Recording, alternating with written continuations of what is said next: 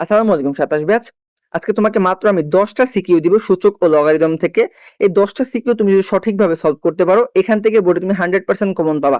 ওকে, এর বাইরে থেকে কোনো প্রশ্ন আসে না, কারণ এগুলো বিগত বছরে এই টাইপগুলো বারবার ঘুরে ফিরে এসেছে।